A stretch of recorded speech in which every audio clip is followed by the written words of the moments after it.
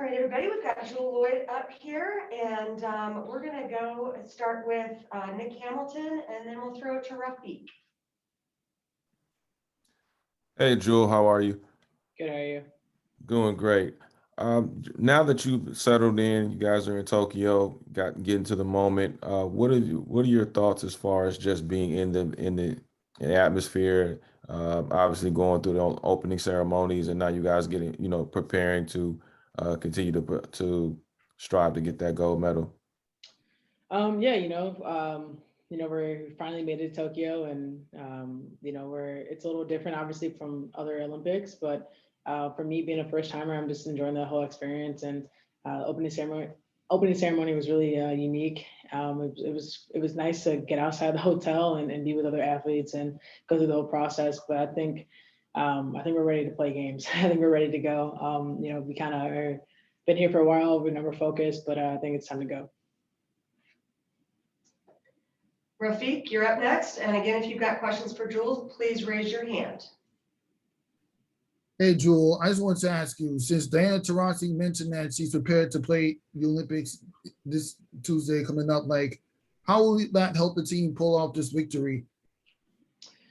Having her presence here has been super helpful for all of us. She's obviously a vet. She's done this before. She brings a different energy and confidence to this team. So we're excited to have her suit up and play. And just her, like I said, her energy, and really it's her talking. Her communication has been so big in practices and always encouraging all of us. So I'm excited to have her back. And as far as your own individual skills, what are some of the weaknesses that you're looking to overcome after the past several practices that you've had ever since you made it to Japan?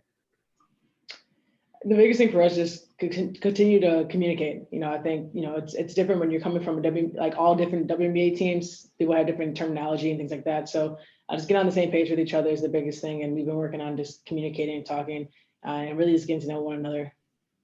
Appreciate your insight. Oh, I just muted. Sorry, Rafiq. Doug Feinberg and then Michelle Vopel.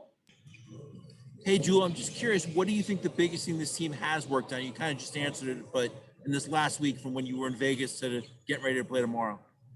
Yeah, definitely communication is one. I think the other thing is just finding each other's roles a little bit and just being more confident in what we bring to the team. I think, like I said, it's different when you come from WNBA teams. Everyone has different roles, and everything's a little different. But getting here and settling in and understanding our offense a little bit better, and spacing, things like that. I've noticed a big difference in our practices, and everyone's starting to settle in, and we're feeling good. Coming to tomorrow. Michelle, you're up next. Hey, Jewell, I know we talked to you a little bit about this in Vegas, but you've had some more time when you talk about finding a role. Also, can you talk about finding a groove as a shooter? I mean, when you're not playing the amount of minutes that you would normally, how's that different? And is there anything that you have to do a little differently to prepare for what minutes you do have on court?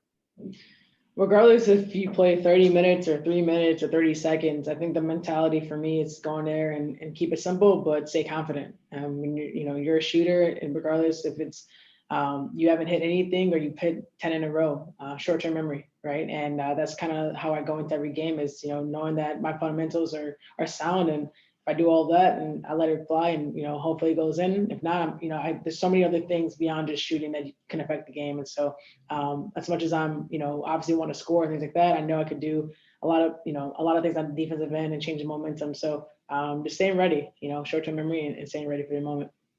And I guess to that end, you talk about being ready and having that confidence. I mean, you're known as somebody who can score less than a second. You've done it.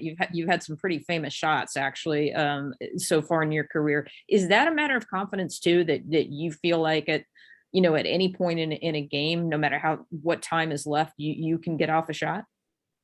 Yeah, I think I've always kind of, even growing up, you sit in the room and having a hoop and you're doing the countdown, and I'm sitting there with my brother and doing 5, 4, 3, 2, 1, getting the shots off. So I practice those shots all the time, and having the chance to have those plays be hopefully we don't have to use them. I'd rather just go in there. We don't have to worry about getting a last second shot off. But in those situations, I really like them. I'm pretty calm in them, and I've been very fortunate to have some good outcomes with that.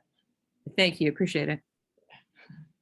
Jackie Powell, go to you next, and then Nick Hamilton, it looks like you've got a follow-up. Hey, Jewell, this is Jackie Powell from Bleacher Report. Thanks for being here.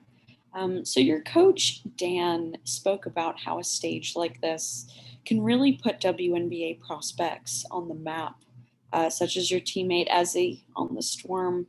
I'm curious as to what you remember the first time you saw her play, potentially, I guess, on an international competition before you were teammates in Seattle. And what type of jump do you think she can make on a stage like this? Yeah, it's the biggest stage. A lot of people are watching, so having that visibility for women's basketball and women's sports in general, it's super important and definitely impactful. But watching Ezzy play, in the Worlds, and I've actually watched her overseas as well before she got drafted and things like that. And sometimes I forget how young she is. She's been very fortunate and very dominant, coming in and knowing her role, but. She's constantly working her butt off all the time, and she wants to get better. She wants to learn. And so you have a hungry player who doesn't even know their full potential. It's exciting to watch. And so I'm obviously excited to see her growth. Hopefully she saves more for Seattle, not for the Olympics. But it's her ceiling is so high, and I'm so happy for her. I mean, who knows? Maybe if she does as well as we think she could do, she'll do even more for the Storm. But thank you. I appreciate that. And we will close it out today for Jewell with Nick Hamilton. Hey, Jewell, you talked about just being a first-time Olympian, and obviously a couple other players that are also first-time Olympians. So what was some of the advice that you got that helped you, especially not just on the court, but helped you off the court as far as just maintaining that focus and being balanced as far as being on the big stage of the Olympics? Honestly, I've just been hanging around with Sue and Diana and learning from them, and they've been able to, calm me down a little bit and just talk through it. And obviously having Stu here, one of my best friends, it's very comforting too. But, on the court, it's the same, be aggressive, do what I do and things I've done my whole life. And then off the court, just embrace it. Obviously it's different because we can't really do much here, but enjoying the time, getting to know all the teammates and talking to the guys and kind of just, having some downtime, some rest, which we don't normally get. So I've been just taking everything in as much as I can. Thank you. Thank Thank you. you very much, Jewell.